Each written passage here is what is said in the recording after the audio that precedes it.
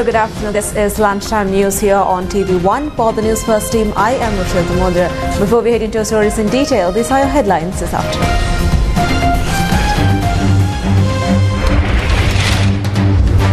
NBRO says the Homagama industrial zone fire posed no threat to the air quality. Amount of water released from the Samanala River to the Udawala Reservoir limited. Agriculture Minister says at least 50,000 acres of rice fields will be destroyed due to the Udawala water crisis.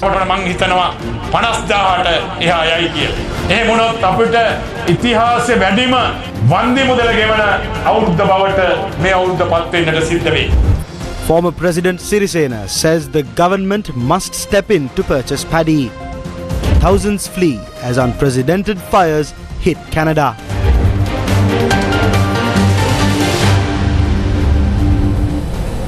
Now on to your top story this afternoon. The massive fire that broke out at a paint factory at the Homagama industrial zone was doused early on Friday the 18th morning.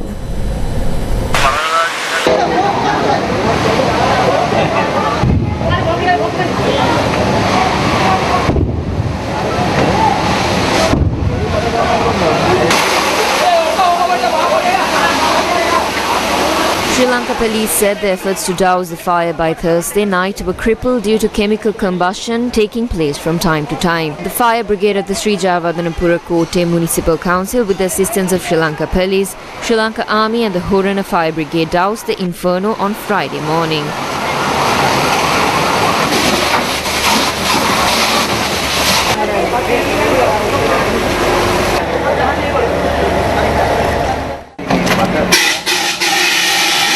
A total of 6 fire trucks were deployed for this operation.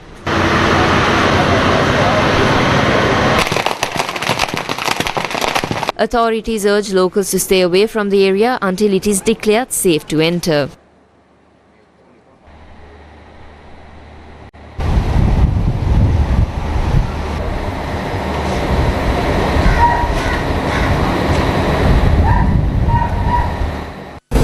The Mahavali Authority of Sri Lanka said that the amount of water released from the Samanala River to the Udawala Reservoir is once again being restricted. It added that only 430 acre-feet of water was received by the Udawala Reservoir on Thursday, the 17th.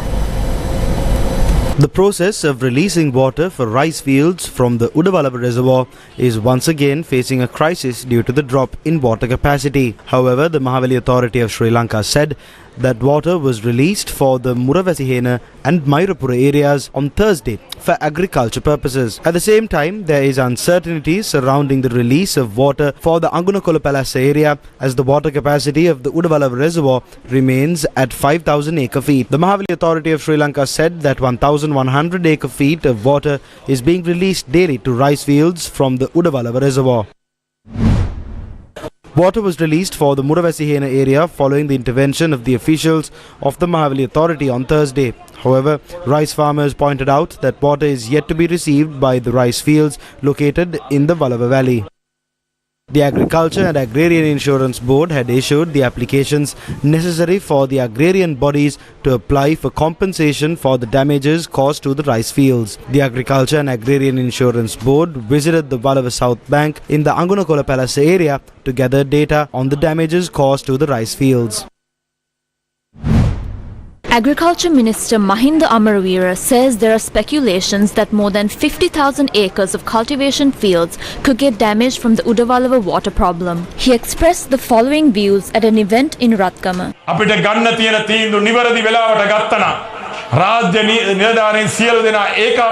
Had we taken the correct decisions at the right time, if all state officials could have taken decisions collectively regarding the Udawala issue, this situation would not have worsened to this extent. But because they did not make the right decisions at the right time, over 39,000 acres of fields are destroyed. I believe in 1 or 2 weeks, this amount will increase to more than 50,000.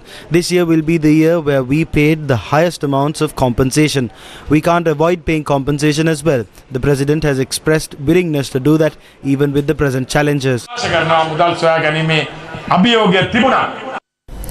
Owing to the prevailing dry weather condition, the people of several villages in Polonnaruwa district are suffering from a shortage of water.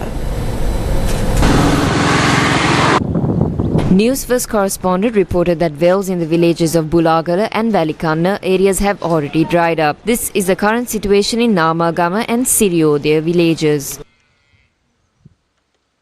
Animal feed has also become scarce owing to the drying up of grasslands. Former Sri Lankan President Maithripala Sirisena said the government must immediately intervene to purchase paddy from the rice farmers. There is a massive problem in the agriculture sector. Farmers do not have a proper price for their produce. If the government is purchasing paddy, the price will increase because of the competition between the state and the private sector.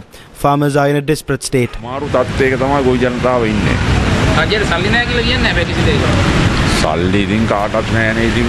That is the problem most people have. Who has money? Some printed money for a long time.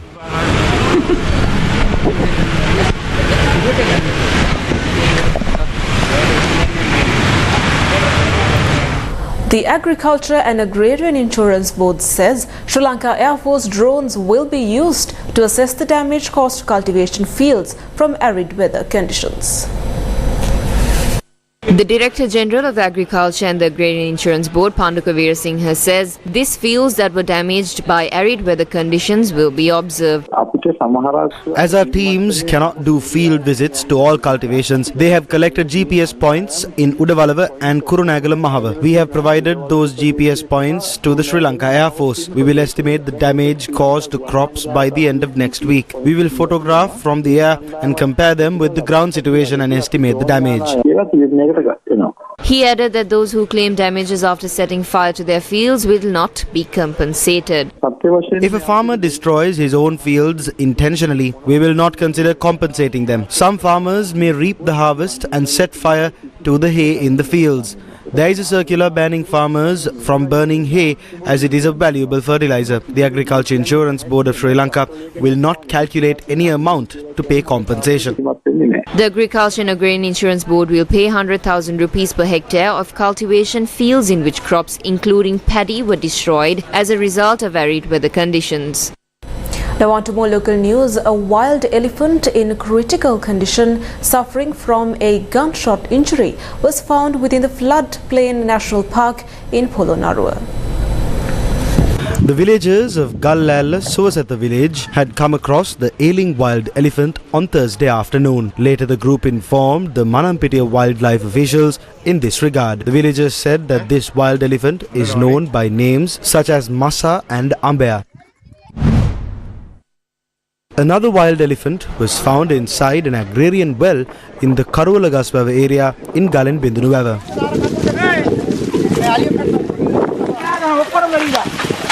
With the support of Morogoda wildlife officers and police officers, the wild elephant was rescued and released to the Manakatya Reserve.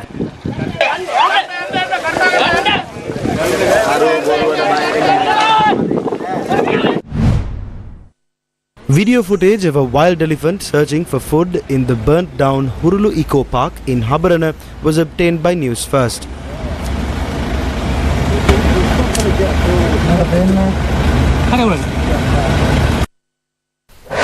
News First with the people. Be the first to know about the biggest stories as they break.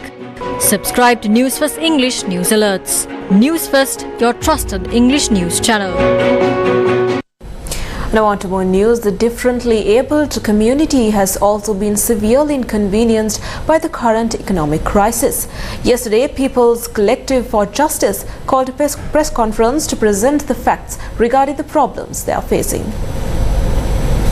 If we take the cost of living of a normal person and the cost of living of a differently abled person, they are not unequal. They are equal. We cannot treat them unequally. This economic injustice is felt mostly by these differently abled communities. We cannot expect economic justice from a government that destroyed economic justice and broken into pieces. They have problems with the equipment required, problems with education equipment and even employment problems. But they have been given the possibility of providing adding 3% jobs. It has not yet been implemented.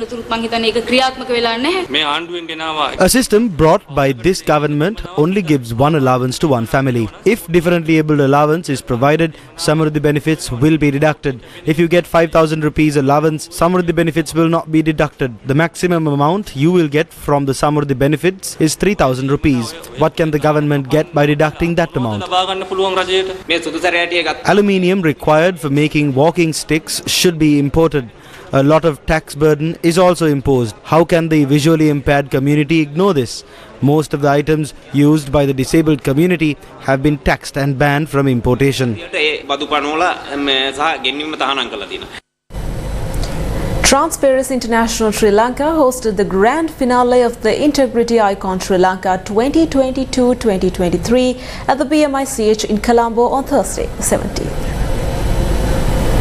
Transparency International Sri Lanka's grand finale of Integrity Icon Sri Lanka 2022-2023 was graced by Sumit Abesinghe, a distinguished public official currently serving as the Finance Commission Chairman. This event served as a platform to acknowledge and applaud civil servants who embody exceptional integrity, unwavering dedication and strong moral values in their professional undertakings. රාජ්‍ය සේවය තුළ අතිශය කැපවීමෙන් දුෂ්කරතා මැද්දේ දූෂණ විරෝධීව We have come across members in the public service who had worked in the midst of many challenges against corruption, casting aside their own personal safety. Transparency International has brought forward their conduct to the attention of the President and the political authority. I believe this platform will serve as an opportunity for them to obtain the services of these recognized individuals.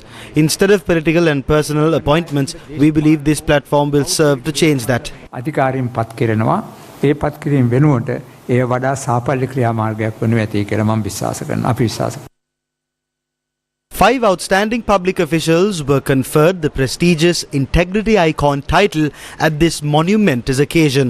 Subhajini Madaliyagan, Divisional Secretary, Divisional Secretariat, Walikkamam East, Kopai. Vijayawardhana Abhayavikrama Nishanka, Medical Superintendent, District-Based Hospital, Rikillagaskada and District Director of Health Services, Nuwara.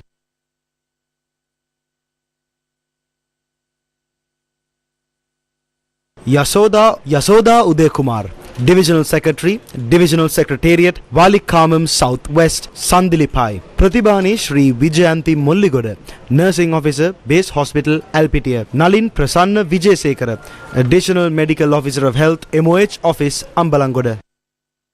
සම්පාදන ක්‍රියාපාටිපාටි ඉතාම හොඳයි. නමුත් ඒක ක්‍රියාත්මක වීමේ ප්‍රශ්න තියෙනවා. ඒ වගේම ඒක ක්‍රියාත්මක නොකර We have a good traditional procurement process. However, the execution process is flawed. There are various forces working against the execution of it as well. In the recent past, there was an influx of unsolicited proposals with attractive incentives such as 200 million instead of the required 100 million. According to the 1997 procurement process, there is a manner in which unsolicited proposals need to be entertained. When we bargain, we sometimes have to bear the cost of a large portion. That is an unnecessary burden that impacts negatively on the economy and society. We then face complications with black money and the black economy.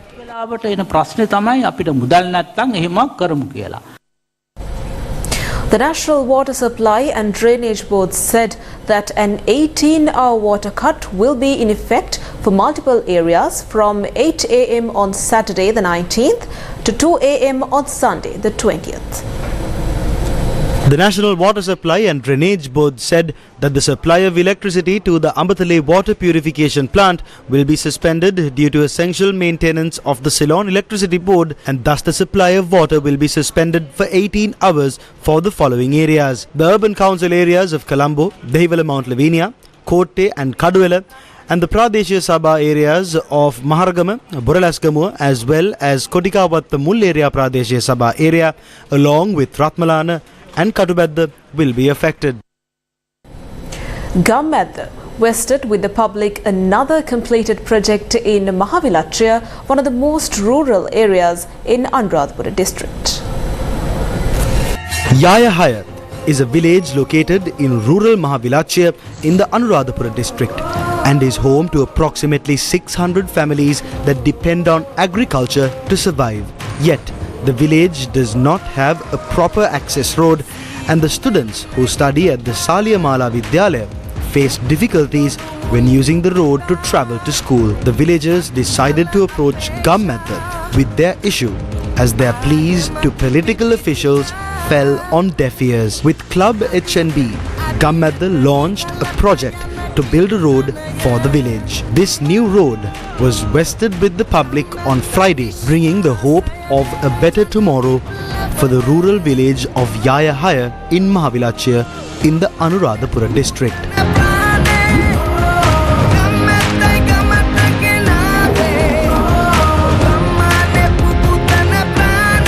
Gum method, for the people, by the people.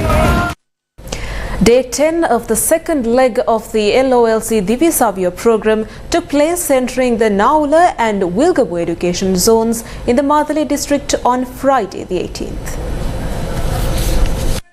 The LOLC Divisavya program is taking place to support the Sri Lankan student population, and the second leg of the program aims to provide school books and stationery free for 1 year for government schools with less than 100 students. This worthy initiative is a collaboration between the LOLC group and the Ministry of Education. The LOLC Divisavya program took place centering the Mathale education zone. School books and stationery were provided to students at the Waligamo education zone on Friday morning. Another leg of the LOLC Divisavya program took place at the Hunukate Primary School. The LOLC Divisavya program provided school books and stationery to students from the Ududeniya Primary School and the Bogas Bobella Vidyalaya. The LOLC Divisavya program will continue to support the future of the Sri Lankan student population.